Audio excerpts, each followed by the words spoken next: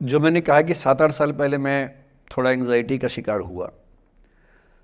कई कारण थे, पर उसमें 2-4 लोग ऐसे थे जिन्होंने मेरा जीना मुश्किल कर दिया था उस समय।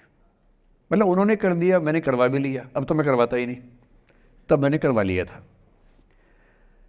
अजीब किस्म के लोग पीछे पड़ के रात दिन 24 घंटे तनाव देते रहना बिना किसी बात के, कोई वजह भी नहीं थी ऐसी।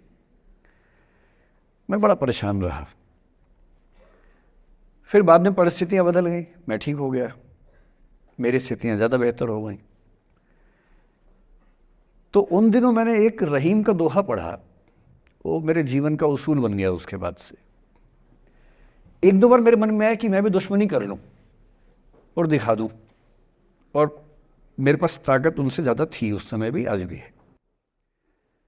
पर अगर मैं किसी के उकसाने पे उसके जैसा हो गया तो जीता तो वही। जब मैं ही नहीं रहा तो फिर तो कोई और लड़ रहा है, मैं रहा ही नहीं, वो जीत जाएगा। मेरी असली कश्मकश ये थी कि बिना उसके जैसा हुए इस चीज़ से बाहर निकलना है। ये कुछ वैसे कि आप सड़क पे जा रहे हैं, कीचड़ में सूअर लोटा हुआ है, उछल उछल लौट रहा है, आपके सफ़ेद कमीज पे छींटा पड़ गया। अब 2 ऑप्शंस हैं, या तो हिसाब बराबर करने के लिए उतर जाइए, उसको आप कैसे गंदा करोगे, वो तो पहले ही मस्त है उसी गंदगी में, उसका तो स्वभाव है। आपका एक छींटा है, आप पूरी कमीज गंदी कर लेंगे वहाँ जाके। तो सबसे अच्छा क्या है, वहाँ से निकल जाना, लेट गो कर देना। तो मैंने रहीम का एक दोहा अपना सार बना लिया। रहीमन ओछे नरन सो बैर भली ना प्रीति। रहीमन ओछे किस्म के लोगों से ना बैर अच्छा है ना प्यार अच्छा है। काटे चाटे श्वान के दुह भांति विपरीति। कुत्ता काटे तो दिक्कत, कुत्ता चाटे तो दिक्कत। तो मेरा उसूल क्या है, इस तरह के लोगों से ना दोस्ती ना दुश्मनी, ना दिल में ग्रजेस रखने हैं कि हिसाब बराबर कर दूंगा, हरा दूंगा, रखना ही नहीं। और मेरी अब ठीक ठाक दोस्ती तो क्या होगी, मतलब जब हम मिलते हैं बड़े प्यार से मिलते हैं, मुझे दिक्कत है ही नहीं, नाराज़गी भी नहीं है। मुझे लगता है कि वो अपना धर्म निभा रहा था, मैं अपना निभा रहा हूँ। और अगर मैं दुश्मनी पाल लेता, अपना बीपी बढ़ाता, डायबिटीज़ करवा लेता, मैंने पाला ही नहीं, ना मैं पालता हूँ। और भी ऐसे कई इंस्टांसेस हैं जहाँ दुश्मनी करने का पूरा स्कोप था, पर मैं दुश्मनी करता नहीं, मुझे शौक ही नहीं दुश्मनी करने का। मेरा दुनिया में एक भी दुश्मन नहीं है, मतलब मैं कईयों का हूँ, मेरा एक भी नहीं है। जो मुझे अपना दुश्मन मानते हैं वो मेरे दुश्मन नहीं, मेरे लिए वो परिचित हैं, जो मित्र हो सकते थे या हो सकते हैं। फिलहाल मित्र नहीं है, लेकिन दुश्मनी नहीं है। और अगर दुश्मनी कभी हो भी जाए ना, ये ध्यान रखना है कि बाद में दोस्ती हो सकती है। बशीर बद्र ने कहा है, दुश्मनी जमकर करो लेकिन ये गुंजाइश रहे, गर कभी हम दोस्त हो जाएं तो शर्मिंदा ना हो। ये मैं ध्यान रखता हूँ हमेशा। नमस्कार सर। नमस्कार सर, मेरा नाम रश्मि श्रीवास्तव है और मैं यहाँ हिंदी ऑनर्स 2य वर्ष की छात्रा हूँ। सर, सबसे पहले तो मैं आपको बहुत बहुत धन्यवाद देना चाहूँगी सर। आपसे मिलकर बहुत अच्छा लग रहा है मुझे और ये मेरे लिए बहुत बड़ी सौभाग्य की बात है। सर, मेरा प्रश्न है आपसे कि सर, मेरे साथ ऐसा हुआ कि मैं बचपन से बहुत अच्छी स्टूडेंट रही और सर मेरी ज़िंदगी में ऐसा एक वक्त आया जब मुझे 2 बार असफलता का सामना करना पड़ा और सर तीसरी बार मैं सफल हुई, परंतु सर आज भी वो डर मेरे मन से नहीं जा रहा है। अभी भी मैं उसको फेस नहीं कर पा रही हूँ कि मैं कैसे फेल हो गई। और सर कभी ऐसा होता है कि मैं सो रही हूँ और रात में मुझे वो डर लगता है कि आगे मैं नहीं कर पाऊँगी। मुझे ऐसा लगता है कि आगे अगर मैं कुछ अच्छा करना चाह रही हूँ तो मुझे उस असफलता का डर रहता है कि जो मैंने फेस किया है, और सर मैं उससे उभर नहीं पा रही हूँ।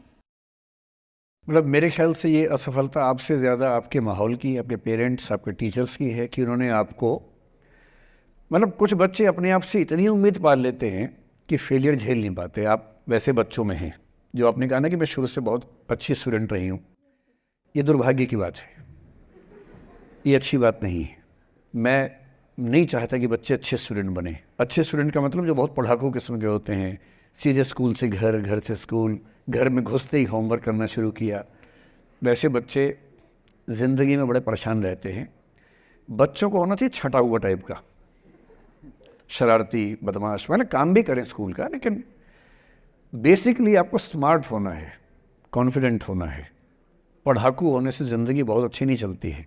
ज़िंदगी के लिए ना व्यक्तित्व चाहिए। हुआ क्या आपके साथ, आपको बता दिया गया कि अच्छा बच्चा वो है जो पढ़ता है, होमवर्क करता है, आपने वो सब किया, तारीफ़ें आपकी इतनी हुई होंगी कि बेटा तुम तो कुछ भी कर दोगी, आपको भरोसा हो गया कि मैं कुछ भी कर दूंगी। लेकिन ऐसी ऐसी तारीफ़ें हर गांव, हर मोहल्ले में कई बच्चों की हो रही थी। जब उन सब में कंपटीशन हुआ तो कुछ सफल हुए, बहुत सफल नहीं हो पाए। तो जो सफल नहीं हो पाए उनको बहुत बेचैनी हुई। आपका सौभाग्य है कि अब तीसरी बार में सफल हो गई।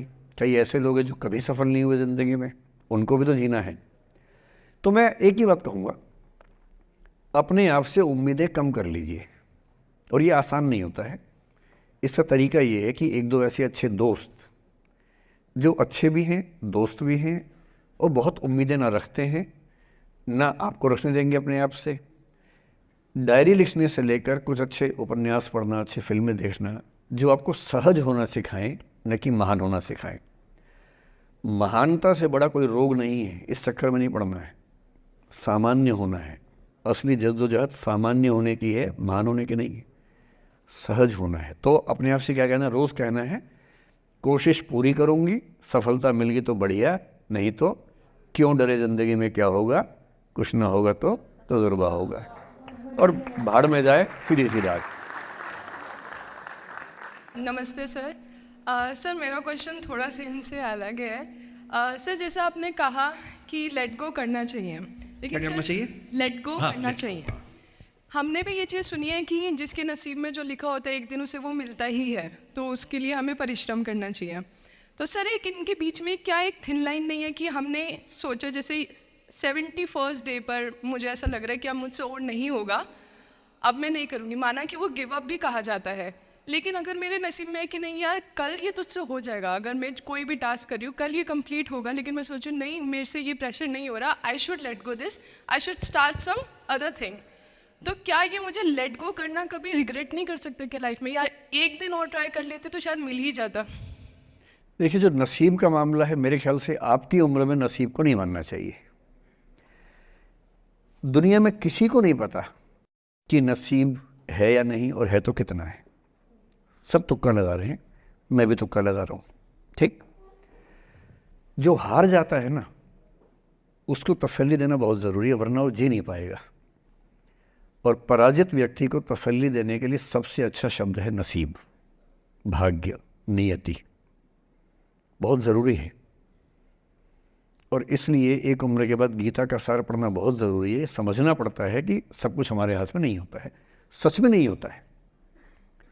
पर इसका मतलब ये भी नहीं है कि सब कुछ किसी और के हाथ में होता है। अगर ऐसा होता तो बिना मेहनत करने वाले आईएएस बन जाते या कुछ भी बन जाते। ये हो सकता है कि आईएएस बनने के एग्ज़ाम में 10 ने मेहनत की, उनमें से 8 का हुआ, 2 का नहीं हुआ। पर ये नहीं हो सकता कि एक आदमी ने मेहनत नहीं की तो उसका आईएएस हो गया। बिना मेहनत के तो नसीब भी नहीं मिलने वाला है।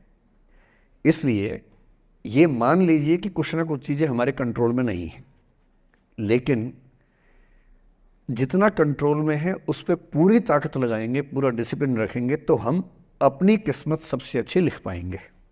सबसे अच्छी मतलब बाकियों से नहीं, मेरी जितनी अच्छी हो सकती है उतनी अच्छी लिख पाएंगे। और इसलिए अगर आपको लगे कि मैं नहीं कर पाऊंगी कोई काम, तो उसको गिव अप ही कहते हैं। लेट गो का मतलब तब होता है जब आप मन भर चुका है, अब उसकी ज़रूरत महसूस नहीं हो रही।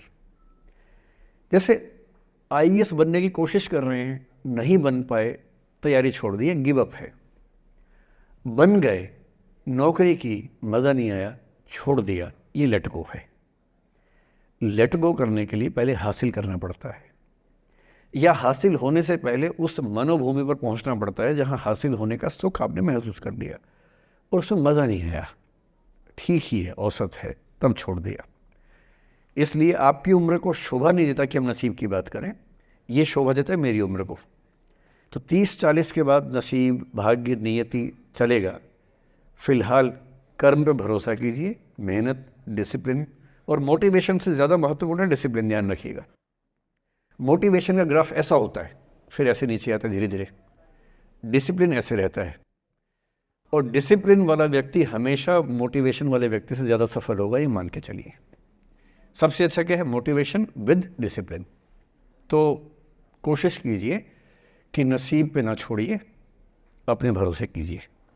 All the best.